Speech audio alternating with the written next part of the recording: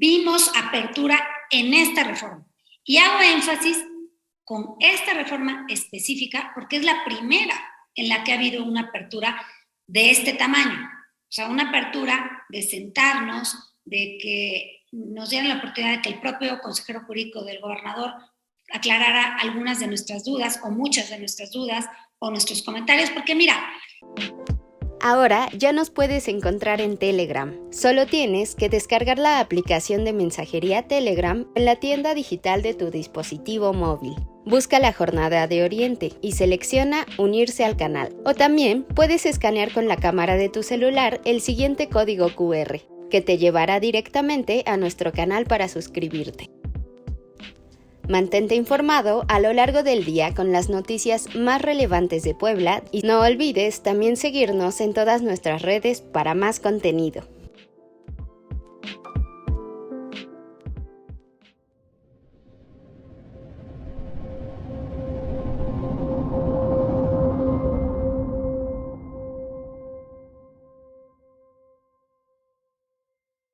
Buenas noches, les doy la bienvenida al programa Las Reporteras que se transmite este lunes 10 de octubre en las redes sociales de la Jornada de Oriente.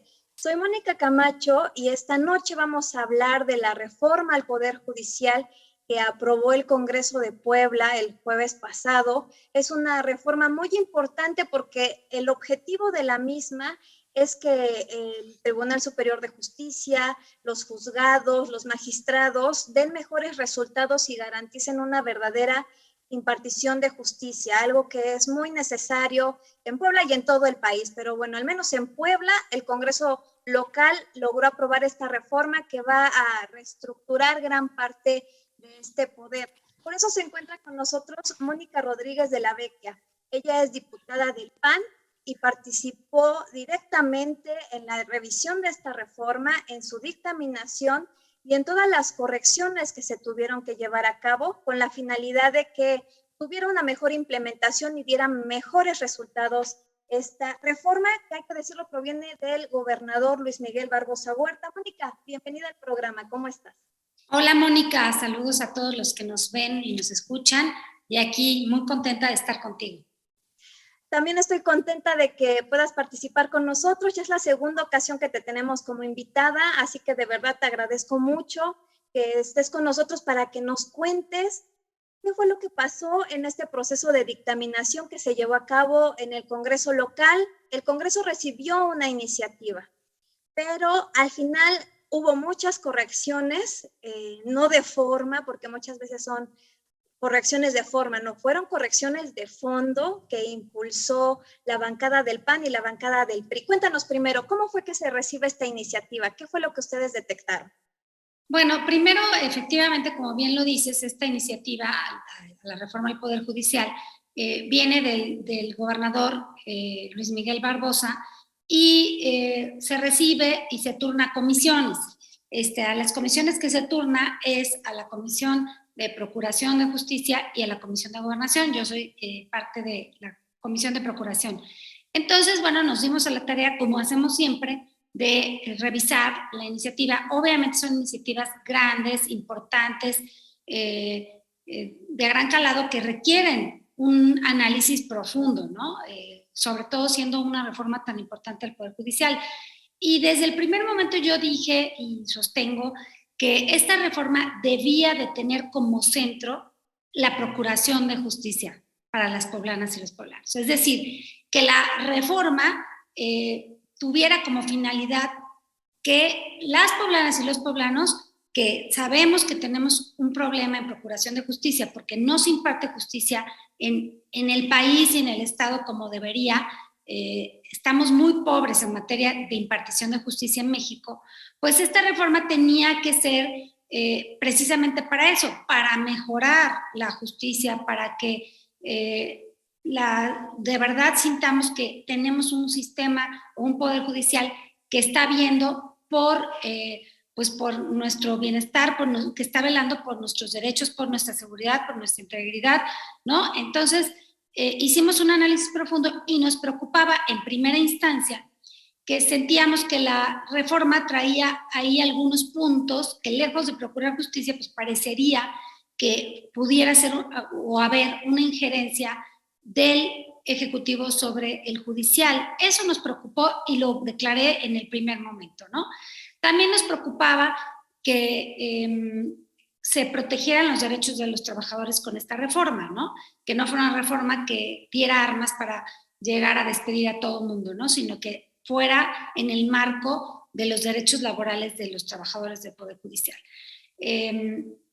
Y había también, ahí había un consejo que se planteaba en la iniciativa de origen, que se designaba por el gobernador y que este consejo de 5 integrantes iba a velar porque se implementara esta reforma. Ese consejo a nosotros nos parecía que era invasivo, que puesto que el ejecutivo, en este caso el gobernador, podía designar a estas 5 personas que integraban el comité directamente, pues sí, veíamos que podía vulnerar pues la independencia de los poderes y la autonomía, que todos sabemos que es tan importante, que a veces en la práctica no se da como quisiéramos, pero que en realidad debería de ser una separación absoluta de los 3 poderes, ¿no? Entonces, para comenzar, te comento de las primeras cosas. También esta reforma incluía un párrafo en el artículo 86 y hablaba de un nuevo procedimiento, que se iba a establecer un nuevo procedimiento de destitución de magistradas y magistrados a través de una figura que se denominaba como acción ciudadana, y esa solicitamos que se eliminara, porque esta modificación, si bien sabemos que es necesario y urgente atender y eliminar todos aquellos vicios que obstruyen una verdadera impartición de justicia, como lo mencionaba, tampoco se trataba de exceder en la norma, ni transgredir derechos, ni extralimitar atribuciones a las partes, ya que actualmente existen procedimientos claramente establecidos en las leyes de la materia, por lo que luego de distintas mesas de trabajo se llegó a la conclusión de que se eliminaría esa redacción. Esa es una de las cosas. Te voy a poner algunos ejemplos, si me lo permites. Y en realidad fueron varias proposiciones, varias reformas las que se hicieron. No te mencionaría yo todas porque son muchas. Te voy a mencionar quizá las más importantes y te voy a compartir el documento en donde hay distintas propuestas de diputados del PRI y de diputados del PRI de manera personal hicieron algunas proposiciones reformatorias y luego en manera conjunta hicimos proposiciones reformatorias. El grupo legislativo del PAN con el grupo legislativo del PRI y otras propuestas de compañeros del PAN por separado, pero finalmente todas fueron aceptadas y finalmente todas fueron para mejorar y enriquecer la reforma y salvaguardar esta autonomía del Poder Judicial. Ahora, otra de las cosas que vimos, ya lo mencioné, se logró eliminar el comité este comité que iba a ser designado por el gobernador y ahora en su lugar el Consejo de la Judicatura es quien será el único responsable de la implementación de cada uno de los puntos de esta reforma, que por supuesto que esperamos que lo hagan de manera profesional, ética y responsable, y para que mejore el Poder Judicial sus procesos y la operatividad de todos los días, para poder construir, como te decía yo, un sistema de justicia a la altura y a las necesidades de los poblanos, ¿no? Entonces, Mónica, sobre este punto, entiendo esta preocupación de que el gobierno no fuera a meter mano en otro poder, porque obviamente lo que se debe de garantizar es que haya autonomía e independencia de todos los poderes, el poder ejecutivo y el judicial. Pero el hecho de dejar en el Consejo de la Judicatura la implementación de la reforma no limita la efectividad de la misma, porque al final pues son ellos mismos, es un órgano dentro del Poder Judicial y podría pensarse que pues estarían protegiendo entre ellos, ¿no? Para no lograr los objetivos, que es erradicar la corrupción dentro de este poder. ¿Cómo garantizar que sí se va a implementar? Claro que lo pensamos y por supuesto que también viene en la reforma bien establecido que el Consejo de la Judicatura tendrá que estar reportando al Congreso, o sea, se va a hacer periódicamente mesas de trabajo con el Congreso del Estado de Puebla para que ellos reporten los avances que se están llevando de la reforma. Por supuesto que quedó establecido de esta manera, por supuesto que es temporal, no será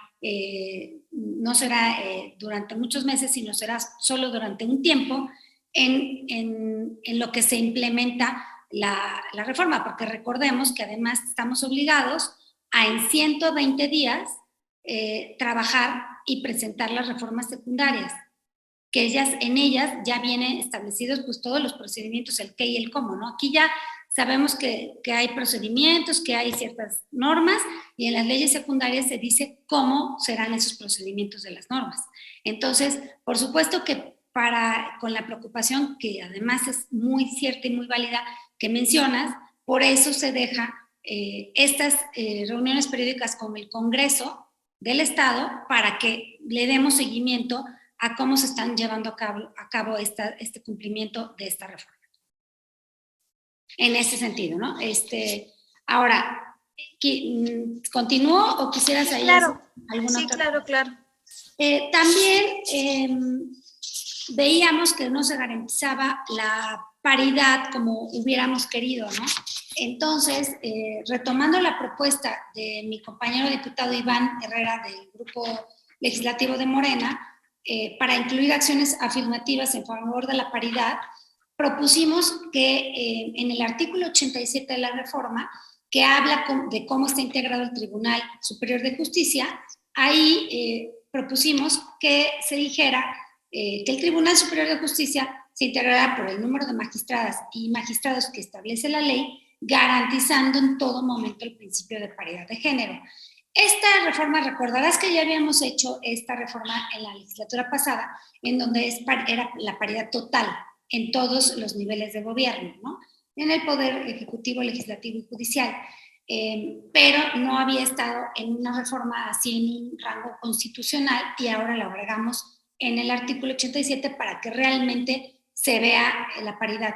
Fíjate que aquí hago un paréntesis y menciono que ahora que nombramos las nuevas ternas, yo me quedé con una duda. Si las nuevas ternas de magistrados, que había 2 vacantes, recordarás que la semana pasada se presentaron ante el Pleno y se aprobaron, yo ahí me quedé con ciertas dudas e incluso me abstuve porque me parece que las ternas tenían que haber sido de mujeres. ¿Por qué? Porque cuando se desocupa una vacante, lo que dice la ley, cuando se desocupa un lugar y hay una vacante, lo que establece la ley es que tienes que observar el principio de paridad. Entonces, si sigue habiendo más hombres que mujeres, pues me parece que ahí se tenía que haber hecho ternas de mujeres para llegar a esa paridad. ¿Sí me explicó? Claro, me parece que solamente hay 5 magistradas en el Tribunal Superior de Justicia.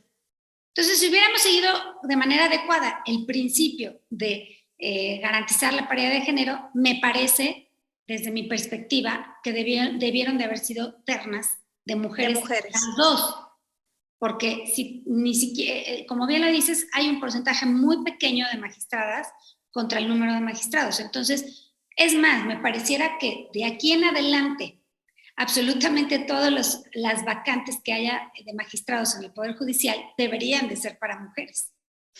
Claro, para que se llegase a la paridad.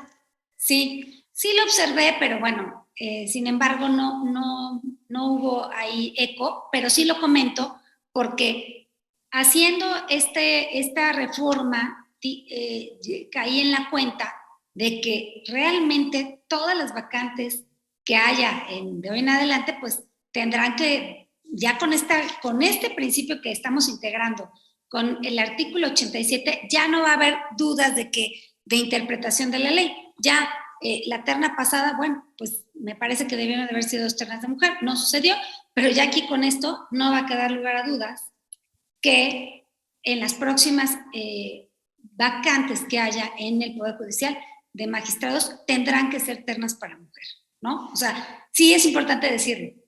Para que se logre esta paridad va a tener que pasar muchos años, ¿no crees, Mónica? Porque los magistrados que están actualmente sí tienen el carácter de vitalicios, eso no cambia. Ahora se aplicará de distinta manera para los nuevos nombramientos, pero tienes toda la razón.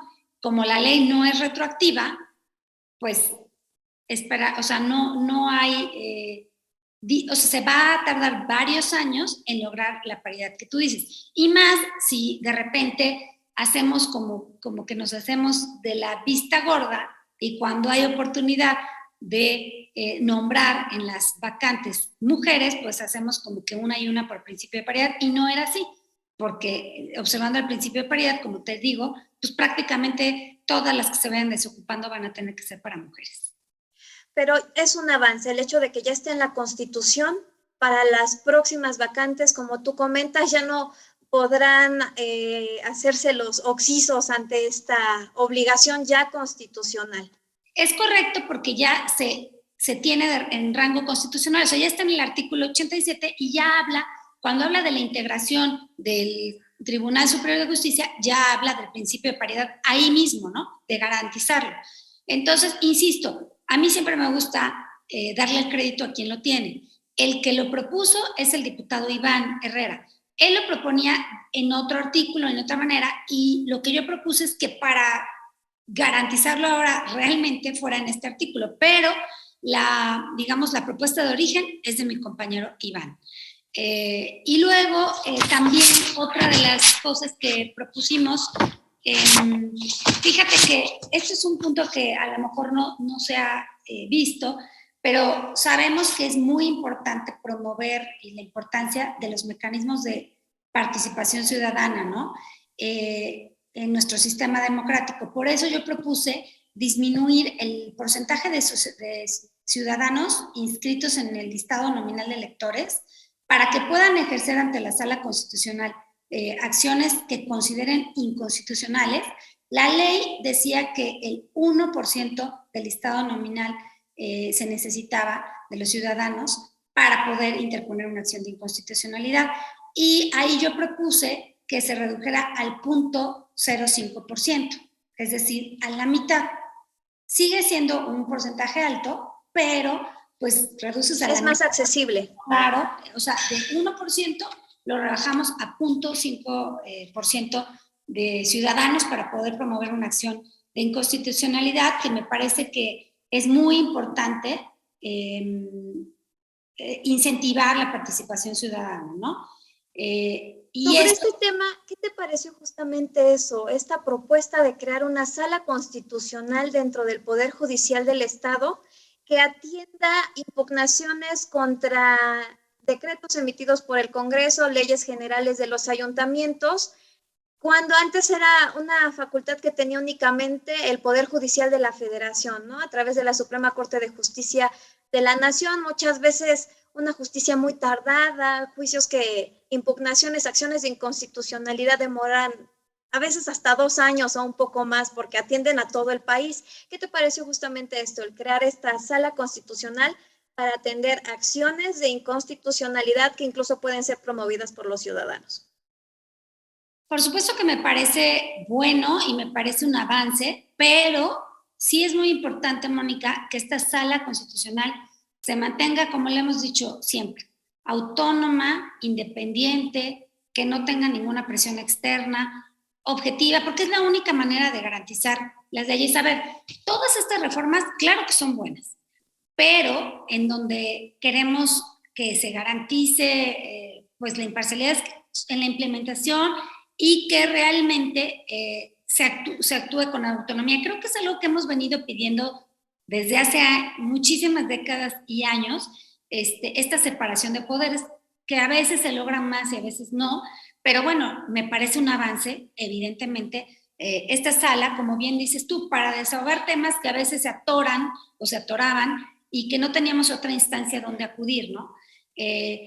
Aún así, aunque tú acudas a la sala constitucional, eso no, aquí en el Estado, no te impide tu derecho de acudir al tribunal. Eso no te quita un derecho por acudir a esta sala, no significa que no lo puedas hacer a nivel federal. Eso es importante decir.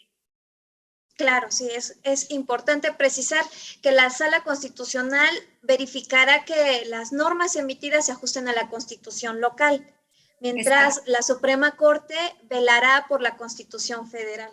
Claro, pero acudir a una sala no te impide acudir a la otra sala, ¿no? Es decir, tú Es puedes una ir. herramienta adicional, Exacto, es una herramienta adicional. no excluye. Ese es un tema importante, la acción de inconstitucionalidad. Tú propones que se reduzca la solicitud del 1% del listado nominal al 0.5%, es decir, eliminar la mitad de las solicitudes para que sea más fácil acceder a ellas. Eliminar la mitad de personas que se necesitan para promover una acción de inconstitucionalidad como ciudadanos. Esa fue aceptada o sea, todo lo que te estoy mencionando ahorita son propuestas que ya fueron aceptadas y que ya están incluidas hoy en esta reforma.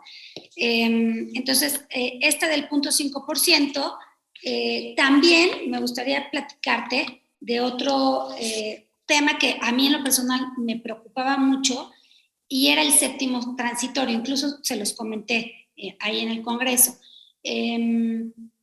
También la iniciativa de origen decía que en un plazo de 120 días el Consejo de la Judicatura iniciaría procedimientos de remoción en contra de los servidores públicos del Poder Judicial, sin establecer con claridad los casos y causas, por lo que decidimos ahí hacer una modificación a dicho transitorio a fin de establecer que si bien las y los servidores públicos deben cumplir con la obligación de presentar su declaración de conflicto de interés y que en caso de actualizarse un supuesto que comprometa o afecte la relación de trabajo, se aplicarán las medidas necesarias, pero siempre observando la ley en la materia y sobre todo garantizando los derechos de las y los trabajadores. Porque cuando hablaba aquí de este procedimiento de remoción, era como que inmediatamente iban a iniciar procedimientos de remoción y para nosotros definitivamente era violatorio que estuviera la redacción de esa manera, ¿no? Sino que dejamos la redacción de manera que puedan presentar la declaración de conflicto de interés y que se aplique lo que diga la ley en la materia, que no era necesario aquí decir que se iba a proceder inmediatamente a procedimientos de remoción, ¿no? Entonces también ese artículo se redactó para que quedara, digamos, para que quedaran a salvo los derechos de las y los trabajadores del Poder Judicial, que por supuesto, si alguien ha incurrido en prácticas violatorias, pues por supuesto que tiene que seguir el procedimiento y tendrá que ser removido si ha incumplido o si ha violado algún reglamento, ¿no? Pero si no, que también se les dé derecho a pues ser tratados conforme lo marca la ley. Así es. De hecho, se les garantiza el derecho de audiencia y la presunción de inocencia. Claro, como lo marca la ley, ¿no? Tal cual. Entonces, ese transitorio sí nos preocupaba mucho la redacción, ¿no? Que podía prestarse a interpretaciones violatorias para los derechos de las y los trabajadores. Mónica, ¿hubo apertura de la bancada mayoritaria de Morena para realizar las correcciones? A veces no es algo que se encuentre en el grupo mayoritario. Cuando se presentan reformas que provienen de un gobernador, de la fuerza mayoritaria, regularmente la defienden hasta lo último, no permiten muchos cambios, pero en esta ocasión sí lo hubo. De hecho, la reforma logra la unanimidad de votación en el Pleno, el respaldo de los 41 diputados en la sesión del jueves pasado. ¿Tú a qué atribuyes el hecho de que la bancada mayoritaria de Movimiento Regeneración Nacional no se haya empecinado en que el proyecto saliera tal como lo mandó el gobernador Luis Miguel Barbosa?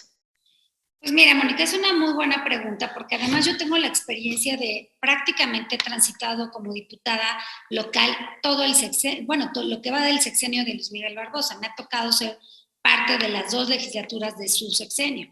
Entonces, te puedo decir con conocimiento de causa que sí, efectivamente, nos hemos enfrentado en la legislatura pasada, hubieran algunas reformas en las que realmente no pudimos cambiar ni un punto ni una coma, ¿no? O que no se nos tomó en cuenta, o que no hubo apertura.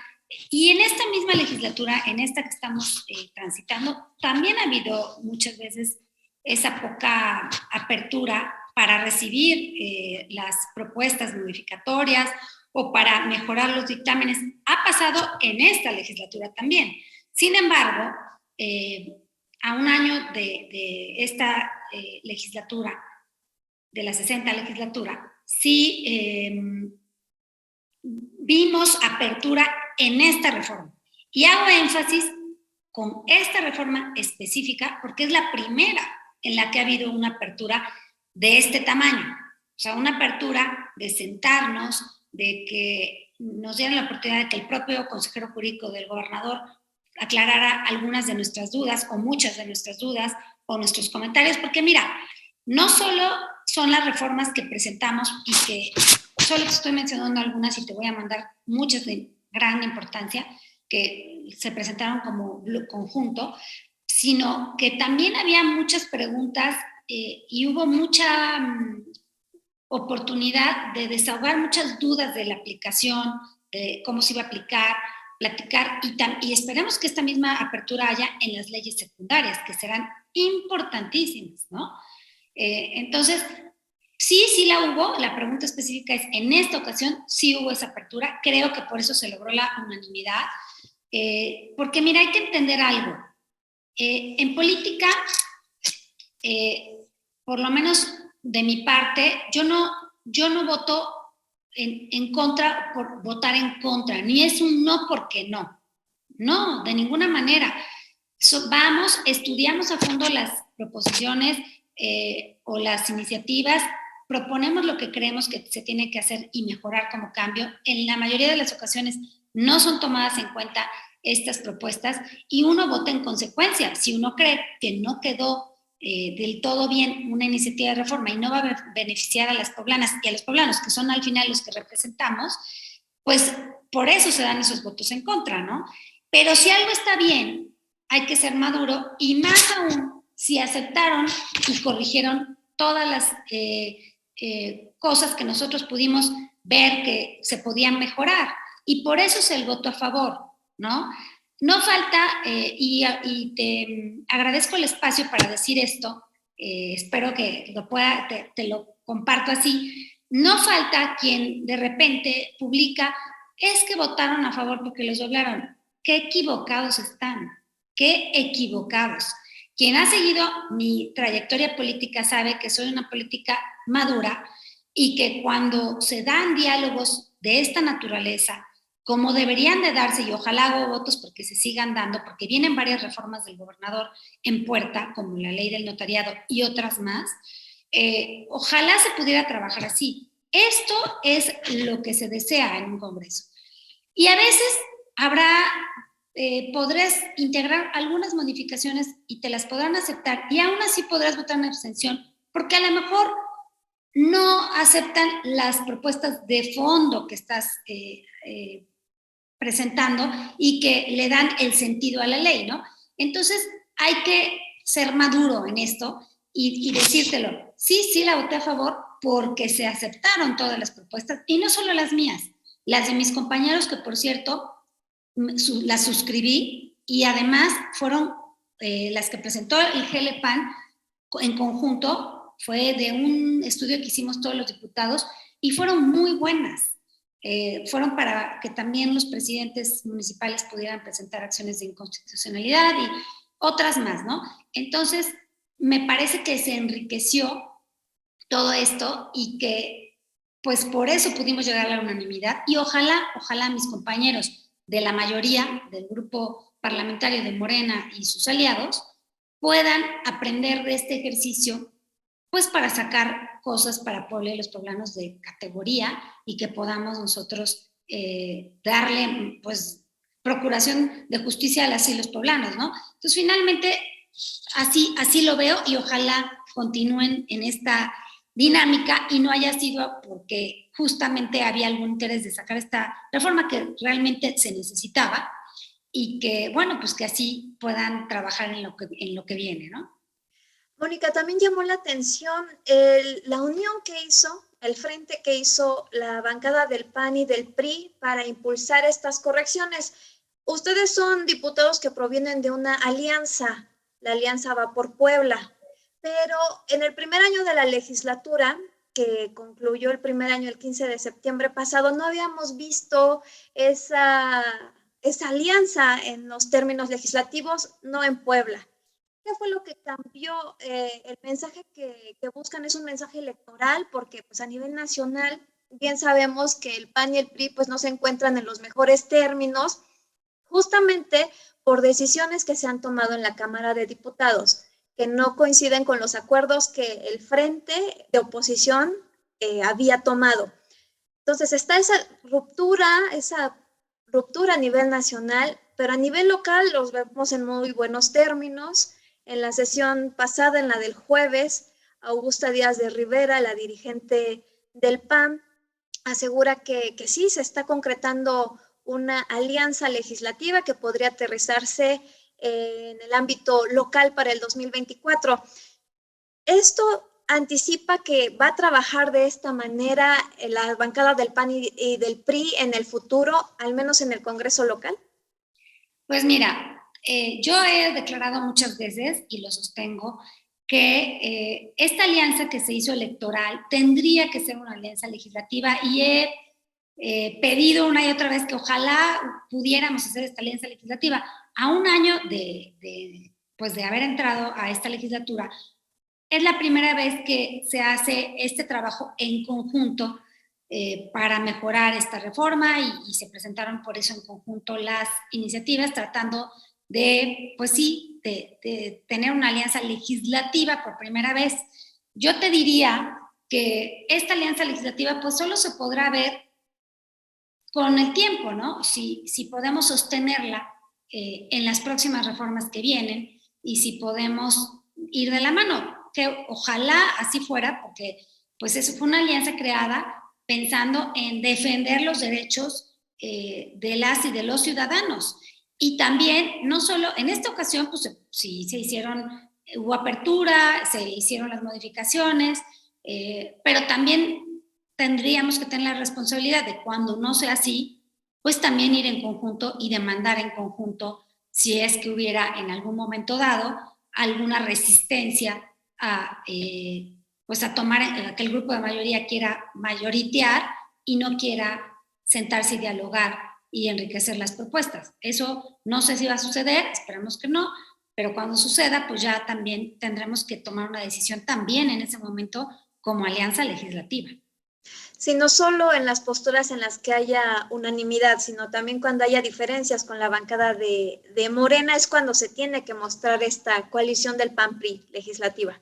Pues más allá de cuando haya diferencias, Mónica, cuando haya algo que lastime a Puebla y a los poblanos, cuando haya una propuesta de reforma que no se le quiera mover ningún punto y coma y que lastimen pues al marco jurídico de las y de los poblanos, pues ahí también tendremos que entrar a la defensa. Pero pues ojalá continuemos en esta dinámica de apertura y de diálogo. Mónica, por último, te pregunto, ¿qué fue lo que impidió en el primer año de la legislatura que se pudiera trabajar en alianza, que la alianza electoral de Va por Puebla se aterrizara en el Congreso local como una alianza legislativa? ¿Por qué no se pudo trabajar así en el primer año? Pues mira, no lo sé, no lo sé, pero creo que lo que tenemos que hacer hoy es ver para adelante, ¿no? A mí sí me preocupa la situación del Estado de Puebla, sí me preocupa la situación del país. Vemos casos terribles de inseguridad en todo el Estado, vemos que el presidente pues prácticamente va contra todas las instituciones y el andamiaje democrático que tanto costó construir. Estamos en el gobierno más violento de la historia moderna de México y creo que hoy, como alianza, tenemos que estar a la altura de las circunstancias, de lo que venga, para modificar, arreglar, enriquecer un dictamen o para ir en contra también de un dictamen que sea dañino para Puebla y los poblanos. O sea, eso es ser oposición responsable. Estar en las posturas que tenemos que estar con valentía y cuando tenemos que estar. Y creo que ojalá, y me parece que así va a ser, podamos transitar este segundo año legislativo de esa manera.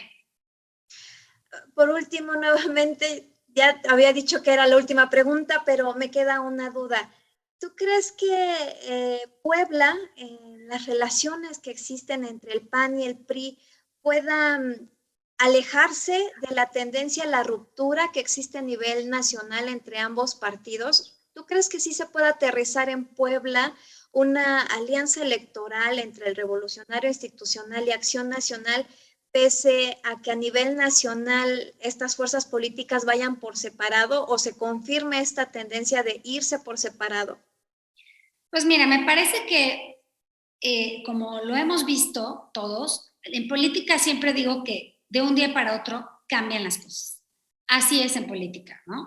Entonces, nos queda todavía un año por delante, porque digamos dentro de un año es que estaríamos sabiendo si ya se conforman las alianzas o cómo se conformarían, cómo serían las candidaturas. Eso sería en un año. En un año estaríamos en esa circunstancia. Entonces, yo no me adelantaría porque me parece que hay que caminar este año, hay que ver qué resultados damos como alianza legislativa, que nos estamos estrenando como alianza legislativa.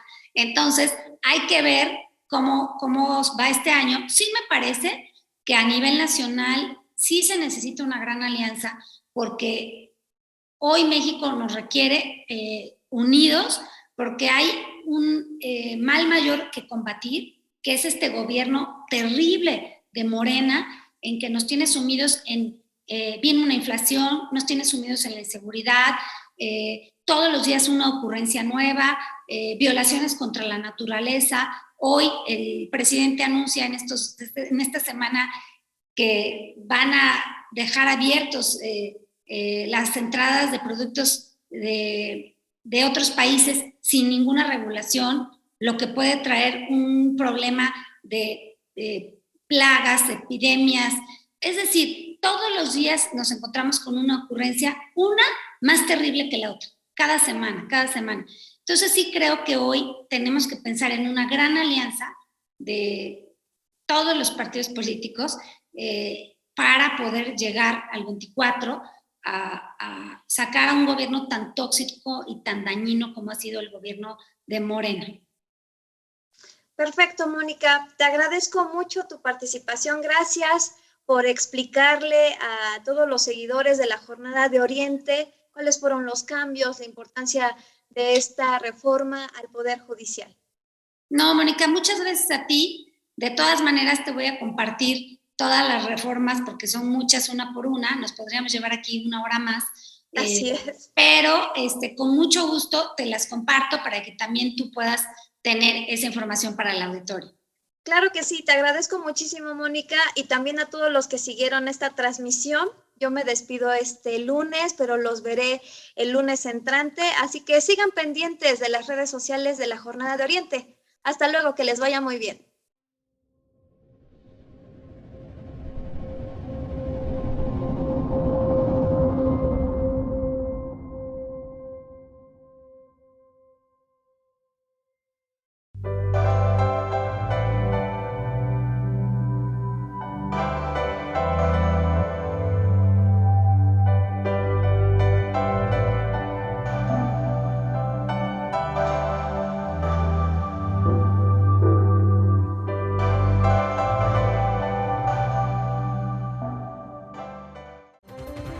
Síguenos en nuestro canal de YouTube y activa las notificaciones. Puedes hacerlo desde la aplicación o escaneando el siguiente código QR, que te llevará directamente a nuestro canal para suscribirte. Mantente informado sobre los acontecimientos más importantes a nivel local, nacional e internacional. Y accede a nuestras secciones de análisis y opinión, con periodismo de calidad del día a día. Recuerda darle me gusta y compartir a nuestros contenidos. Y no olvides seguirnos en todas nuestras redes sociales.